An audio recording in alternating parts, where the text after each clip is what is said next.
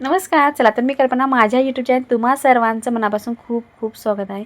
नेहमीचे पदार्थ उपवासाचे खाऊन बोर झाला असाल तर हा व्हिडिओ तुम्ही शेवटपर्यंत नक्की पहा. अगदी नवीन रेसिपी आहे आणि खूप भन्नाट आहे, कुरकुरीत आहे. नेहमीचे पदार्थ तर खाऊन बोर झाले तर हा व्हिडिओ तुमच्या कामी येणार आहे. चला तर सुरुवात करूया. तर इथं 2 वाट्या साबुदाणा घेतले, त्यामध्ये पाणी टाकून आपल्याला हा भिजत ठेवायचे. अगदी 4 ते 5 तासासाठी भिजत ठेवला तरीसुद्धा चालतो. तर इथं घेतलेले आहेत आपण बटाटे आणि ते आपल्याला त्याच्या आपल्याला 2 शिट्ट्या करून घ्यायचे. चांगले उकडले जातील असं आपण ह्याच्या शिट्ट्या करून घेणार. आता हे गॅसवरती आपल्याला ठेवायचे. दही असल्यामुळे मी ह्या ठिकाणी 2 चमचे दही घेतले. दही नसेल तर तुम्ही ह्या ठिकाणी पाणी टाकलं तरी सुद्धा चालते. तर इथं आपण 3 चमचे इतकं दही टाकून घेतलेलं आहे. त्यामध्ये भाजलेल्या शेंगदाण्याचं आपल्याकडे भाजीसाठी जे आपण कूट बनवून ठेवतो तेच कूट घेतलेलं आहे 2 ते 3 चमचे. थोडीशी कोथिंबीर टाकलेली आहे, 2 हिरव्या मिरच्या टाकलेल्या आहेत, थोडेसे जिरे टाकायचे, थोडंसं मीठ टाकलेलं आहे आणि थोडंसं पाणी टाकून आता हे मिक्सरला आपण ह्याचं एक वाटण तयार केलेलं आहे. आता तर पाहू शकता इन्स्टंट आपली बनून तयार झालेली आहे. बटाटे सुद्धा आपले छान उकडलेले आहेत. आता गॅसवरून खाली घेतलेला आहे. आता बाहेर काढल्यानंतर ह्यावेळी आपल्याला साल काढून घ्यायचे. तर आता ह्या ठिकाणी पटकन मी साल काढून घेणार आहे. आता नेहमी आपण उपवासाची तेच पदार्थ खाऊन कंटाळा आलेला असतो. काहीतरी वेगळं आणि नवीन करायचं म्हटलं तर असं काहीतरी नवीन शोध लावावा लागतो. तर ह्या ठिकाणी आपण बटाटे उकडून घेतलेले आहेत आणि ते मॅशसुद्धा आता आपण ह्या ठिकाणी करून घेणार. मी ह्या ठिकाणी हातानेच कुस्करून घेणार आहे. तुम्ही किंवा खिसणीनं खिसून घेतलं तरीसुद्धा चालते किंवा मॅशरनं मॅश केलं तरीसुद्धा चालते. तर इथं आपण काही बटाटे ह्या ठिकाणी मी मॅश करून घेणार आहे. तर ह्या ठिकाणी आपले बटाटे जे आहेत ते छान कुस्करून होत आहेत. नेहमीपेक्षा वेगळा पदार्थ आहे, नक्की शेवटपर्यंत पहा. आणि तुम्ही हा व्हिडिओ कुठल्या भागातून पाहतात नक्की एक कमेंट करून सांगा. मागच्या व्हिडिओला भरपूर प्रतिसाद भेटल्यामुळे सर्वांचे मनापासून खूप खूप धन्यवाद. तर ह्या ठिकाणी आपण घेतलेला मिरचीचा ठेचा, त्यामध्ये आपण शेंगदाणे भाजून टाकलेले आहेत, जिरे टाकलेले आहेत आणि आपण ते मिक्सरला काढून घेतलेलं एक वाटण आहे. ते कसं बनवायचं त्याचा व्हिडिओ मी अगोदर अपलोड केलेला आहे, ते तुम्ही पाहू शकता. तर इथं आता सर्व जिन्नस जे आहेत ते मिक्स करून घेतलेले आहेत थोडं आपण बटाट्यामध्ये. आणखीन थोडं ह्या ठिकाणी मी ठेचा टाकला आहे. तुम्हाला खूप जास्त झणझणीत हवा असेल तर थोडं जास्तीचा ठेचा टाकला तरीसुद्धा चालतो, पण अगदी कमी तिखट मिरची असल्यामुळे मी थोडं जास्तीचा टाकलेला आहे. चला तर सर्व छान मिक्स करून झालेलं आहे. आता हे आपल्या साईडला ठेवायचं आहे. तर ह्या ठिकाणी आता हे साईडला ठेवल्यानंतर आपण जे साबुदाणा भिजत घातलेला आहे तो चांगला भिजलेला आहे हे पाहायचं. अगदी मस्त मोकळा सख्खा आपला साबुदाणा मोसर भिजलेला आहे. चला तर आता कसं बनवायचं ते पाहूया. आता तर इथं आपण जे मिश्रण तयार केलं आहे तो आपल्या साबुदाण्यामध्ये सुरुवातीला मिक्स करून घ्यायचं, चांगलं कालवून घ्यायचं, जे की साबुदाणा आणि बटाटा जो आहे तो चांगला मिक्स होईल आणि टेस्ट सर्वांना चांगली येईल ह्यासाठी आपण इथं व्यवस्थित मिक्स करून घेणार आहोत सुरुवातीला. आता व्यवस्थित मिक्स झालेला आहे. आता आपण ह्या ठिकाणी घेतलेल्या आहेत काही हिरव्या मिरच्या घेतलेल्या आहेत. ह्या दिसायला जरी हिरव्या असल्या तरी इतक्या तिखट नाही आहेत. तर ह्यामध्ये आपल्याला काय करायचं, उभ्या रेख पाडायच्या आहेत आणि कट करून घ्यायचे. अगदी धारेदार सुरीने आपण ह्या ठिकाणी असे कट करून घेणार आहोत. तर नेहमी तर आपण वेगवेगळे पकोडे खातो, पण आज आपल्याला साबुदाणा आलू मिरची पकोडा खायचे. वडे तर आपण नेहमीच करतो, डोसा करतो, आप्पे करतो किंवा साबुदाणा खिचडीसुद्धा बनवतो, पण आज अगदी आपल्याला पकोडे खायचं आहे आणि ते पण कुरकुरीत. तर ह्या ठिकाणी मधोमध आपण काही मिरच्या कट करून घेतलेल्या आहेत.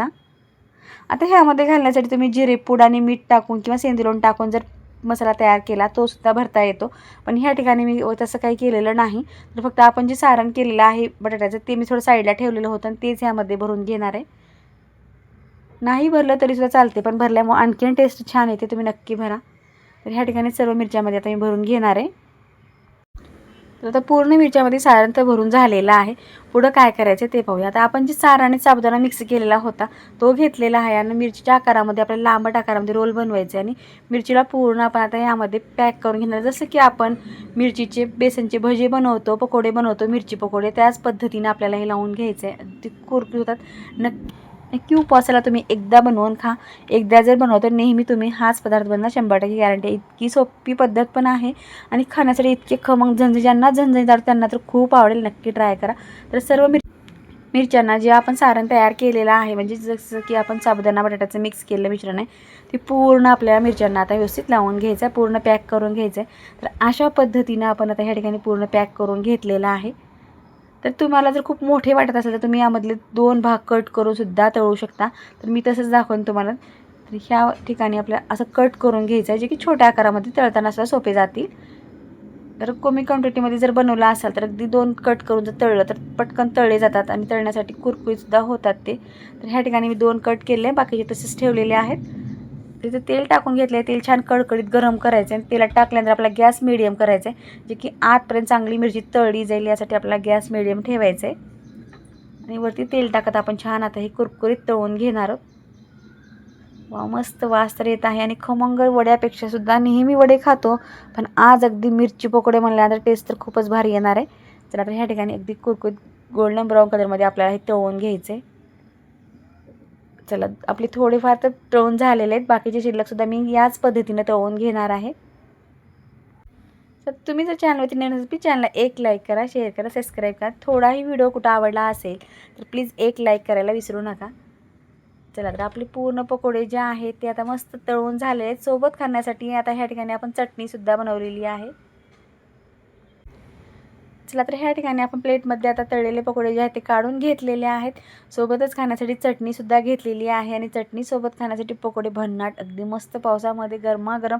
उपवास काय नसेल तर सुद्धा तुम्ही हे पकोडे बनवून खाल एवढी गॅरंटी. अगदी छान कुरकुरीत झालेले आहेत. चला, तर चटणीसोबत खाण्यासाठी तयार आहेत. तुम्हाला हे पकोडे कसे वाटले नक्की एक कमेंट करा.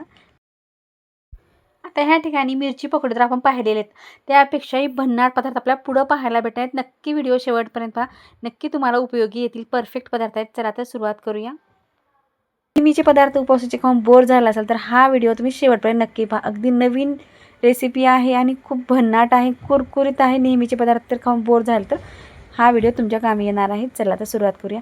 तर इथं 2 वाट्या साबुदाणा घेतले, त्यामध्ये पाणी टाकून आपल्याला हा भिजत ठेवायचे. अगदी 4 ते 5 तासासाठी भिजत ठेवला तरीसुद्धा चालतो. तर इथं घेतलेले आहेत आपण बटाटे आणि ते आपल्याला त्याच्या आपल्याला 2 शिट्ट्या करून घ्यायचे. चांगले उकडले जातील असं आपण ह्याच्या शिट्ट्या करून घेणार. आता हे गॅसवरती आपल्याला ठेवायचे. दही असल्यामुळे मी ह्या ठिकाणी 2 चमचे दही घेतले. दही नसेल तर तुम्ही ह्या ठिकाणी पाणी टाकलं तरीसुद्धा चालते. तर इथं आपण 3 चमचे इतकं दही टाकून घेतलेलं आहे. त्यामध्ये भाजलेल्या शेंगदाण्याचं आपल्याकडे भाजीसाठी जे आपण कूट बनवून ठेवतो तेच कूट घेतलेलं आहे 2 ते 3 चमचे. थोडीशी कोथिंबीर टाकलेली आहे, 2 हिरव्या मिरच्या टाकलेल्या आहेत, थोडेसे जिरे टाकायचे, थोडंसं मीठ टाकलेलं आहे आणि थोडंसं पाणी टाकून आता हे मिक्सरला आपण ह्याचं एक वाटण तयार केलेलं आहे. आता तर पाहू शकता इन्स्टंट आपली बनून तयार झालेली आहे. बटाटेसुद्धा आपले छान उकडलेले आहेत. आता गॅसवरून खाली घेतलेला आहे. आता बाहेर काढल्यानंतर ह्यावेळी आपल्याला साल काढून घ्यायचे. तर आता ह्या ठिकाणी पटकन मी साल काढून घेणार आहे. आता नेहमी आपण उपवासाची तेच पदार्थ खाऊन कंटाळा आलेला असतो. काहीतरी वेगळं आणि नवीन करायचं म्हटलं तर असं काहीतरी नवीन शोध लावावा लागतो. तर ह्या ठिकाणी आपण बटाटे उकडून घेतलेले आहेत आणि ते मॅशसुद्धा आता आपण ह्या ठिकाणी करून घेणार. मी ह्या ठिकाणी हातानेच कुस्करून घेणार आहे. तुम्ही किंवा खिसणीनं खिसून घेतलं तरीसुद्धा चालते किंवा मॅशरनं मॅश केलं तरीसुद्धा चालते. तर इथं आपण काही बटाटे ह्या ठिकाणी मी मॅश करून घेणार आहे.